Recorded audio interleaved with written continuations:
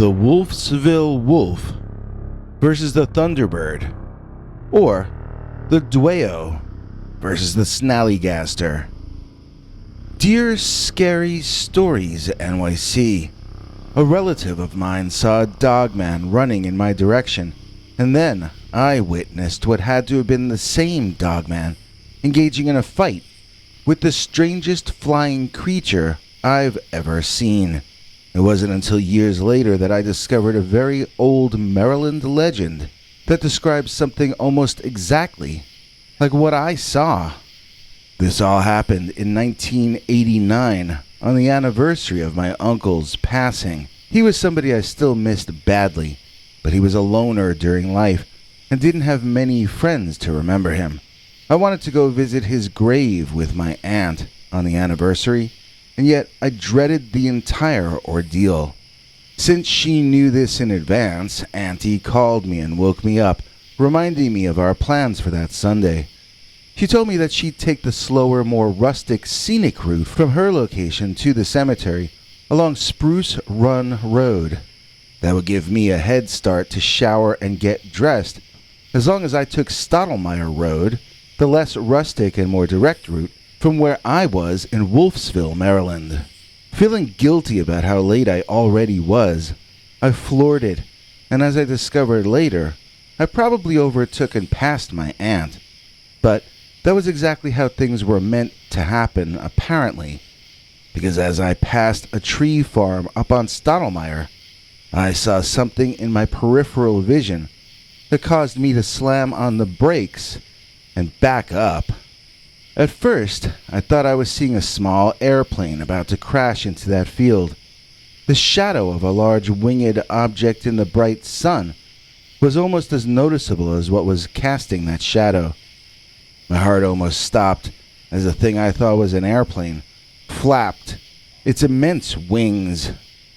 It was something like a bird.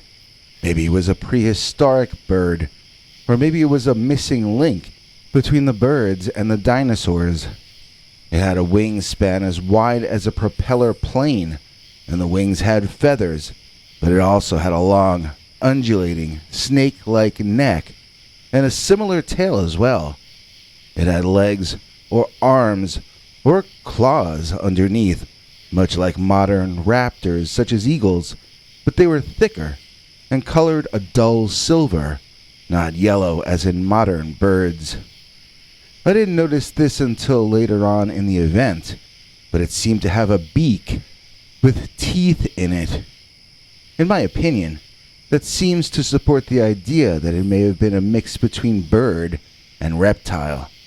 Whatever that thing was, it seemed intent on snatching up something from that field of trees below. Now, you can run the images from Google Street View, but I'm not 100% sure that's the same tree farm in question, and the trees that day were taller than that. I'm going to guess they were 9 or 10 feet tall, still young, but not as young as in those images. For this reason, I couldn't at first see what it was that the giant bird thing was snaking its neck between the trees and snatching at with its big jaws. The trees were planted in rows as in that image, so I just drove my car slowly in reverse, viewing the space between the rows, one by one, until I found one row in which I could see what looked like a running man. Moving the car forward and backward as need be, I watched as this individual ran broken field style between the trees, repeatedly evading being attacked by the bird's beak or grabbed by its claws. My first impression was that this was a very tall man in a ghillie suit, and my first feeling in reaction to this was intense empathy. If that were me out there, I would want someone to come along with a car to rescue me.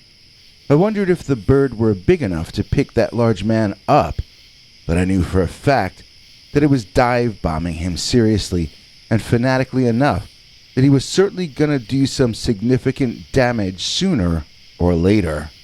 I beeped my horn to try to get the guy's attention in the hopes that he'd run toward my car so I could rescue him, but he seemed to have his hands full just staying alive out there. I got out of the car and ran to the fence line of the field, calling out to the man and waving my arms. He suddenly began running toward me, but I wasn't sure if that was random or what. To me, he was still just a very tall, fuzzy-looking silhouette, most likely of a hunter in a ghillie suit, running between rows of trees. The figure solidified more and more as it drew closer.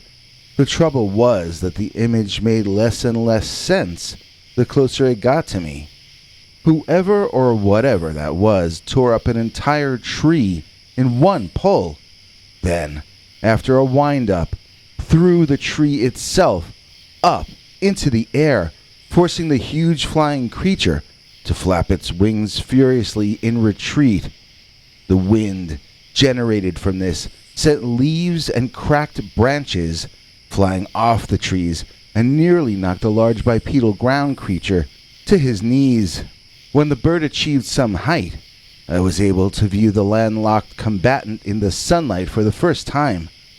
What I saw caused me to scream and run back to my vehicle. What I saw looked so strange to me that I wasn't only frightened of what I was seeing, but I instantly doubted my own sanity.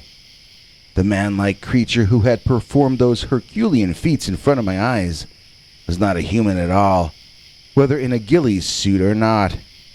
It was some kind of animal that ran on two legs, but at the same time appeared to be some kind of a wolf or a dog.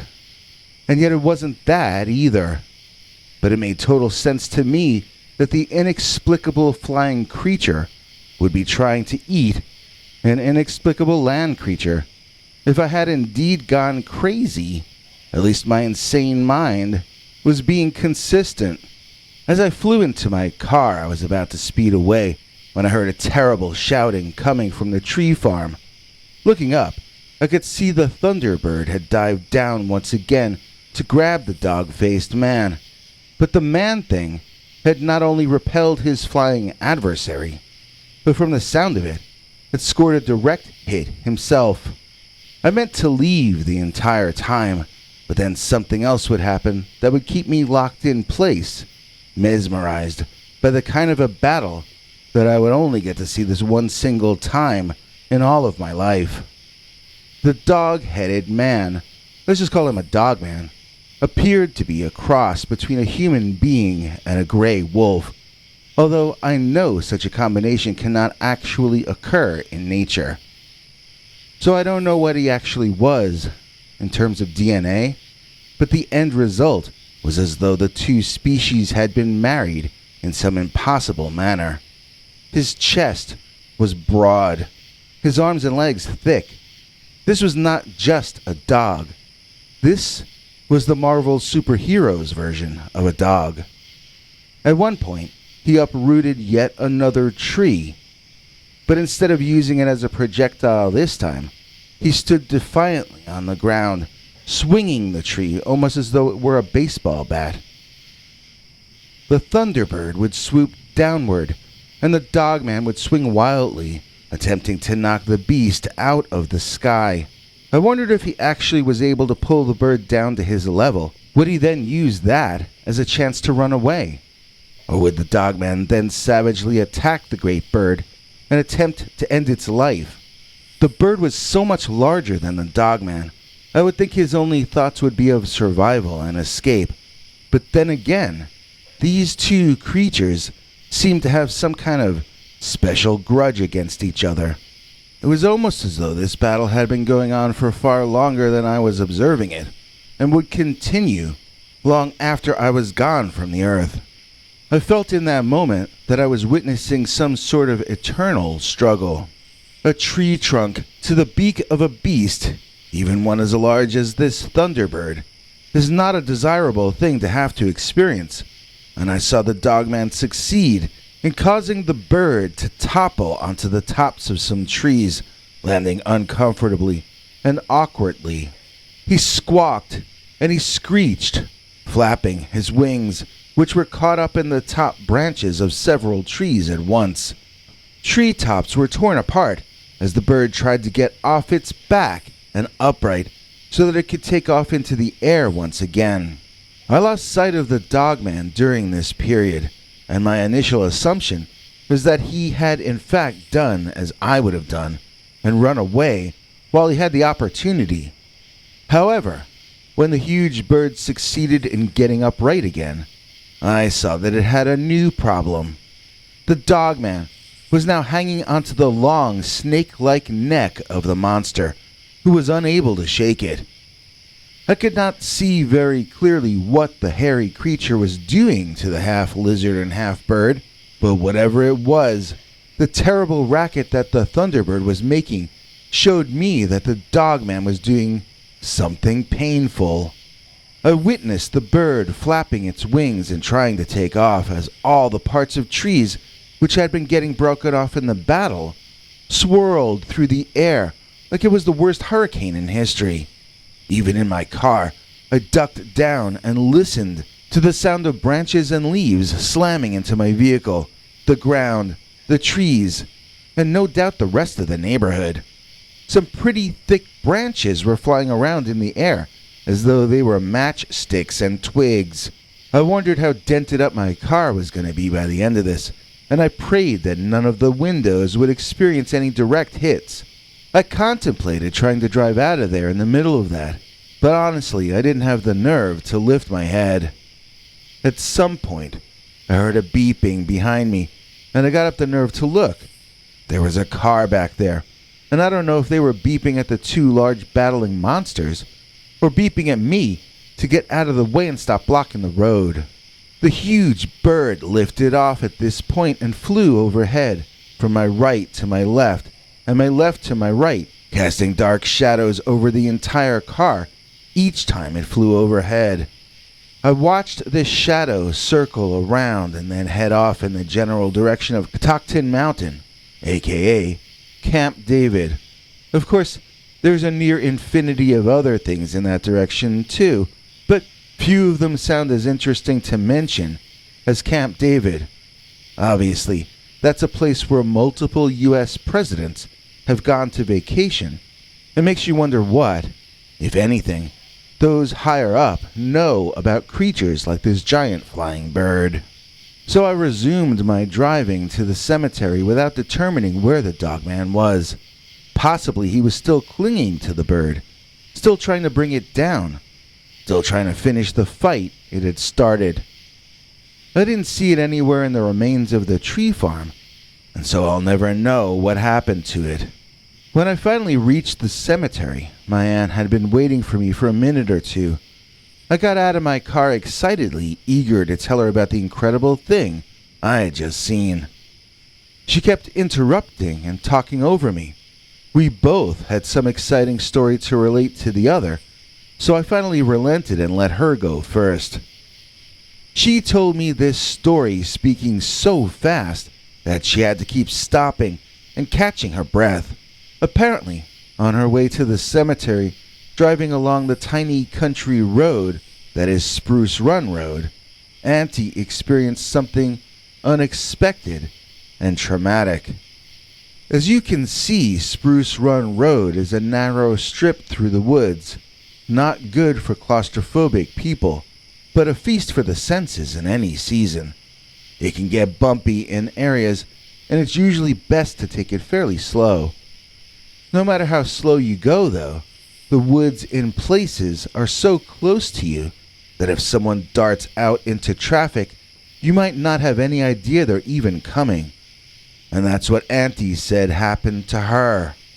She told me she shouted and hit the brakes to stop running into a large figure who had emerged from the trees to her right, but not very far ahead of her. She said she was looking at the broad back of a man she took to be afflicted with some form of disease in which his entire body was covered in what looked like dog fur. The man was looking back over his shoulder and above himself, so he didn't see that he was about to be hit. Because of this, in addition to applying the brake, my resourceful aunt hit her car's horn as well. That was when the creature turned and looked at her, and my aunt began shaking all over, unable to continue her narration. I helped her over to a bench where she rested for a while. I knew what she'd seen. I had seen the same thing. I was no longer in a rush to tell her my story. I wanted to hear what happened between my aunt and the Dogman.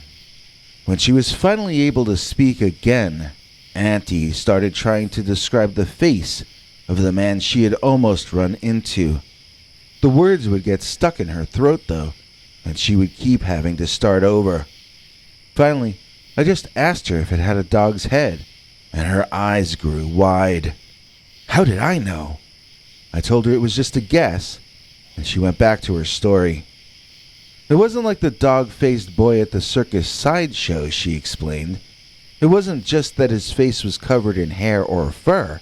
It was that he had a dog-shaped cranium, or skull. He was not a human, she informed me, clearly in shock and horror. You know what I think it was, she asked me, and I said, no, what? Auntie said she thought it was the Bigfoot that they show on TV. Only in real life, it turns out that the Bigfoot has a dog head. That was how my aunt made sense of her sighting at the time. So, the dog-headed Sasquatch narrowly avoided getting hit by my aunt's car, and then, according to her version of events, it raced across the road, leaping a wooden fence and running off like its life depended on it. I asked her what happened then, because I expected her to describe that dragon-like bird thing that I had seen.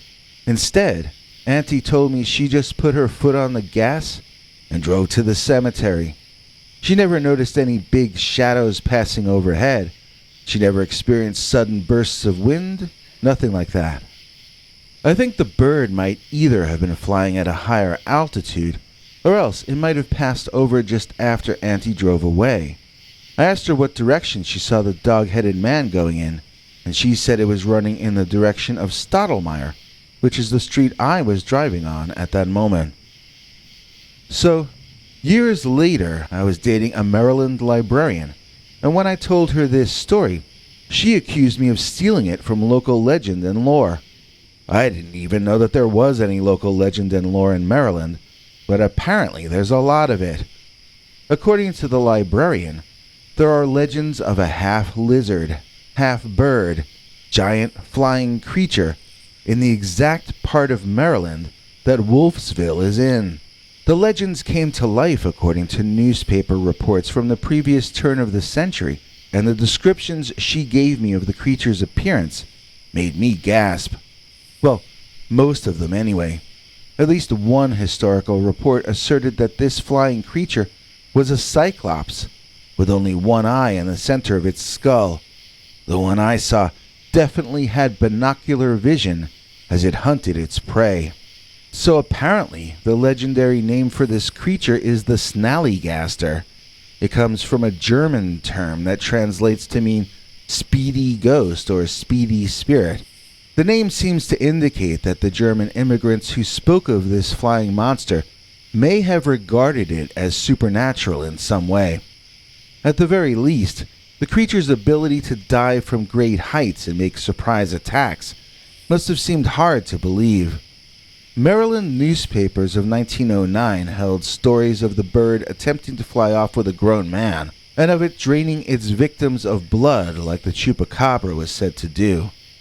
Another thing my librarian friend told me is that the Snallygaster is said to bring forth a new generation every 20 years.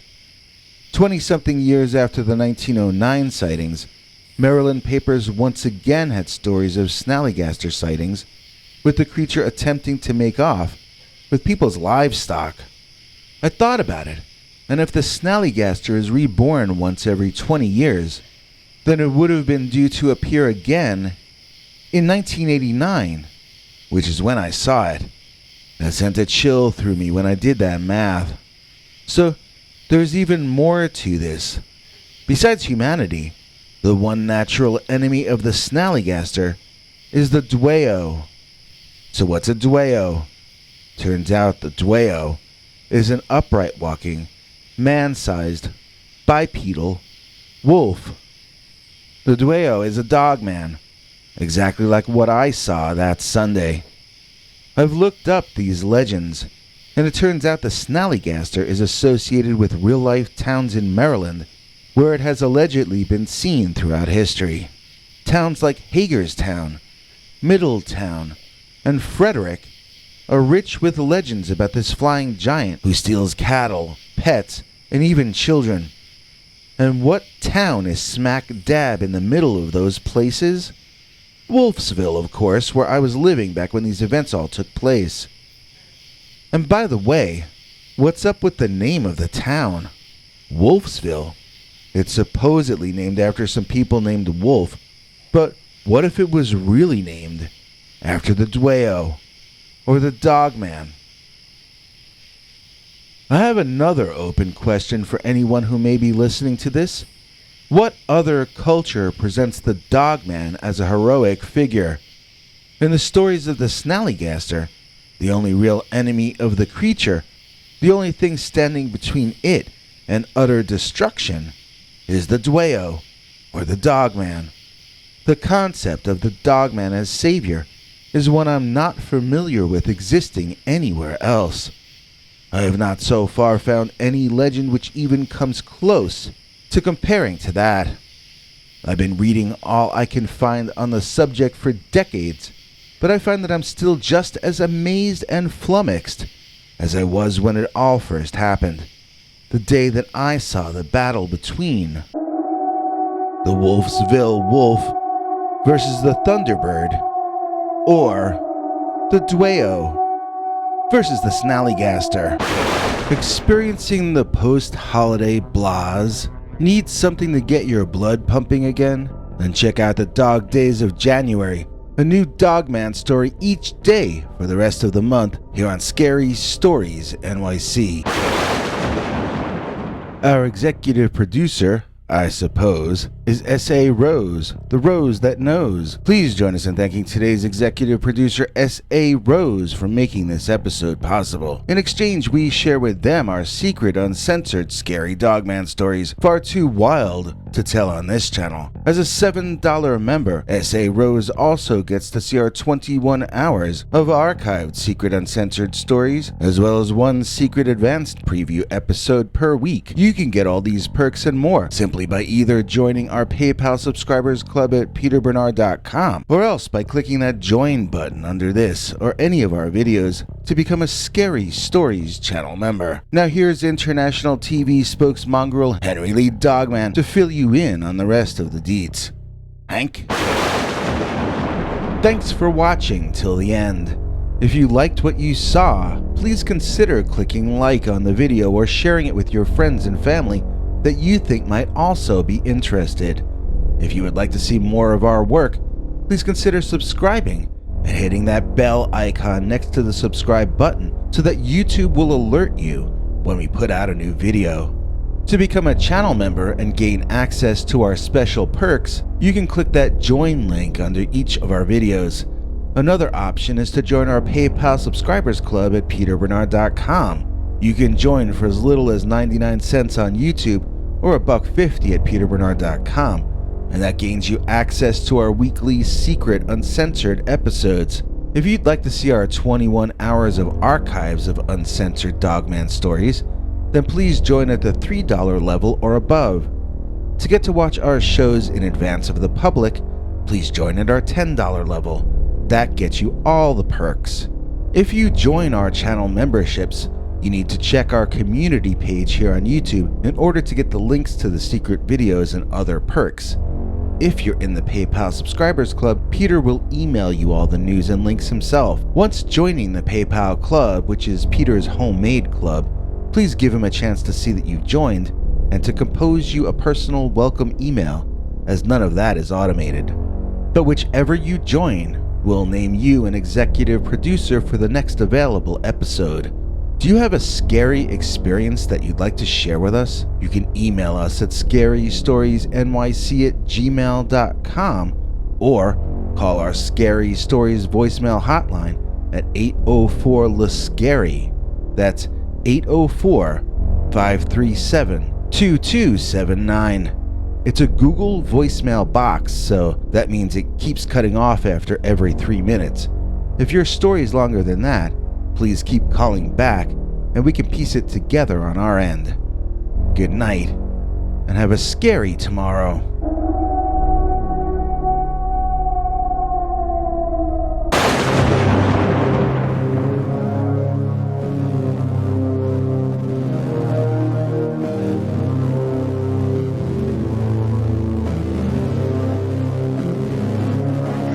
Come back for more scary stories.